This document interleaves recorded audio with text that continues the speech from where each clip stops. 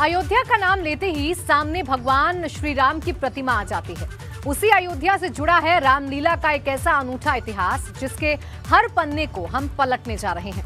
सैकड़ों साल पुराने रामलीला के इतिहास को बताने जा रहे हैं। तो वहीं आपको दिखाएंगे रामलीला की अलग अलग शैलियां, लेकिन सबसे पहले आपको दिखाते हैं अयोध्या की रामलीला का वो आधुनिक स्वरूप जिसे देखकर आप भी मंत्रमुग्ध हो जाएंगे।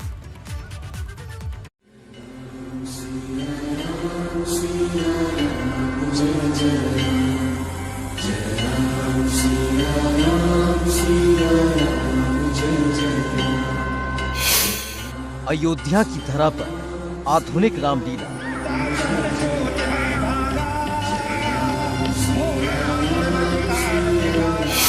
सरयू के घाट पर रामलीला का मंचन।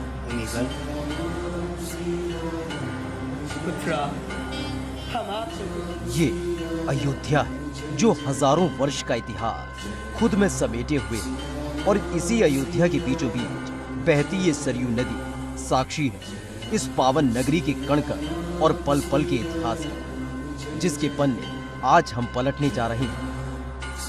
पूरे देश में विजयदशमी का त्योहार बहुत ही धूमधाम से मनाया जा रहा है। देश के अलग अलग राज्यों में रामलीलाओं का मंचन भी हो रहा है। केवल देश में ही नहीं बल्कि दुनिया के 70 देशों में ये रामलीलाएं हम कहें तो उनका मंचन होता है, रामलीलाएं खेली जाती हैं। और क्या आपने कभी सोचा कि आखिर इन रामलीलाओं का उद्गम क्या है, कहाँ से इसकी शुरुआत हुई? अयोध्या का संबंध राम से जुड़ा हुआ है जिसने इस नगरी को अमृत दे दिया और राम के नाम से जानी जाने लगी अयोध्या नगरी। इसी अयोध्या में रामलीला का भव्य आयोजन होता है जहाँ रम्यता अपना विराट रूप लेती है।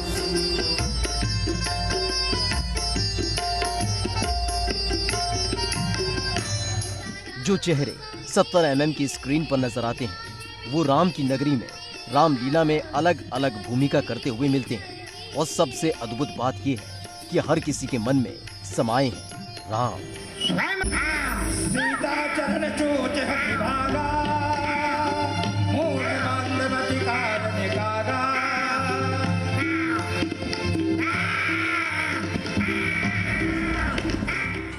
अयोध्या की रामलीला में मंचन कर रहे कलाकारों में भी गजब का उत्साह, फिर चाहे वो भगवान राम हो या फिर माता सीता।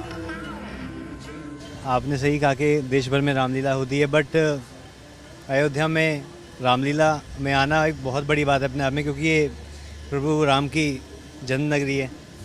तो हम लोग आप कहाँ गए अभी? अयोध्या में अभी ज़्यादा कहीं घूमा नहीं, सरयू हो गए हैं बस अभी, क्योंकि मैं परसों ही आया हूँ। अभी पूरा दर्शन करना है रामलीला के बाद। माता सीता की भूमिका निभाने वाली दीपाली वर्मा खुद को धन्य समझती है। किस किरदार के लिए उनको चुना गया? काफ़ी कुछ हमें जानना पड़ता है, क्योंकि जब भी हम कोई कैरेक्टर प्ले करते हैं, अगर हमें उस कैरेक्टर के बारे में पता ना हो तो हम शायद उसको अपने अंदर ढाल नहीं सकते हैं। और ये मेरा दूसरा साल है जब मैं सीता कर रही हूँ और बहुत ही मैं भाग्यशाली खुद को समझती हूँ कि राम जन्मभूमि पर आकर ये रोल करने का मौका मिल रहा है। रामायण के श्लोक को मंच पर जीवंत कर दिया जाता है और मंच पर मानव त्रेता युग को साक्षात उतार दिया गया है। तो क्या तुम मुझसे विवाह नहीं करोगे? कदापि नहीं। और तुम क्या तुम भी मुझसे विवाह नहीं करोगे?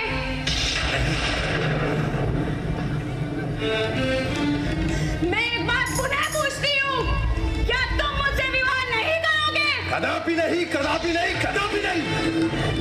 इस रामलीला में राम है, माता सीता है, भाई लक्ष्मण है, तो साथ ही शबरी भी हैं जो भगवान राम के साथ हुए एक संवाद से अमर हो गई। और जब शबरी की भूमिका लोक गायिका मालिनी अवस्थी ने निभाया तो मानो पौराणिक काल को जीवंत कर दिया। मुझे लगता है जो भगवान राम का जीवन है जिसमें समवेशी समाज की कल्पना है, सबके दुख सुख एकाकार होने की बात है, वो शबरी से सुंदर कोई उदाहरण नहीं उसका। मैं उत्तर प्रदेश से हूँ, अवध से हूँ। मुझे लगता है आज के समय में शबरी के जीवन चरित्र से सीखने की आवश्यकता है। राम की सरलता, राम का प्रेम कि जूठे बेर भी खाते हैं, और शबरी जैसी भक्ति भी कि वो बेसुध हो जाती है जैसे राम आते हैं। कि क्या कर दूं, कैसे क्या उनके सामने अर्पित करूं। तो वो कहती कि कुछ नहीं मेरे पास, और वो जा करके बेर लेकर के आती है। शबरी राम के आवत देखें, माटी ते लिपवाए रही धामा, आज बसो शबरी घर रामा। लंबे समय तक स्क्रीन पर हनुमान की भूमिका निभाने वाले दारा सिंह के बेटे दारा बिंदु से अयोध्या की रामलीला में हनुमान की भूमिका निभा रहे हैं और खुद को सौभाग्यशाली मानते हैं।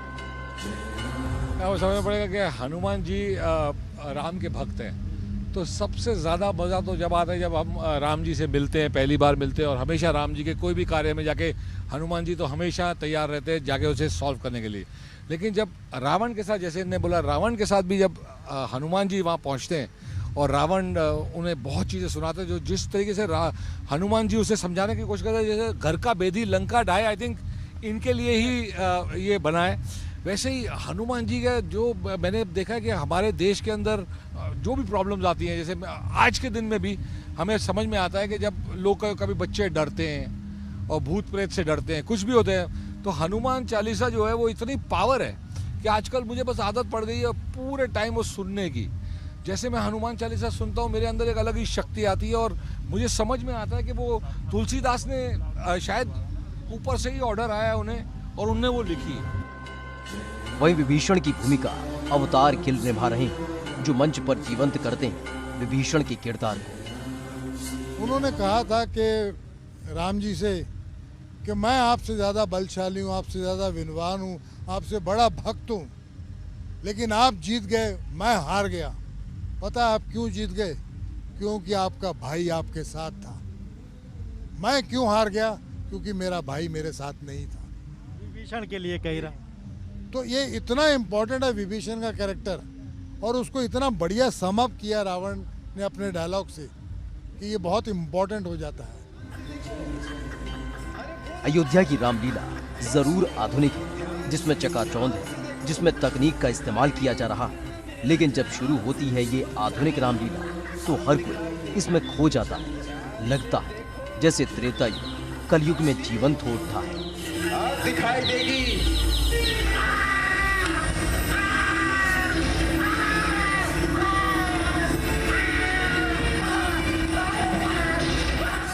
अयोध्या की इस आधुनिक रामलीला की खासियत ये है कि कोरोना काल में इसका सिर्फ मंचन होता है, लेकिन दर्शक नहीं होते। इस रामलीला का मंचन YouTube पर लाइव देखा जा सकता है। इस पूरी रामलीला का जो प्रसारण है वो दूरदर्शन के जरिए जो दर्शक हैं उन तक पहुंच रहा है। YouTube पर इसका लगातार लाइव टेलीकास्ट किया जा रहा है। सोशल मीडिया साइट्स पर इसका जो है वो लगातार लाइव स्ट्रीमिंग की जा रही है।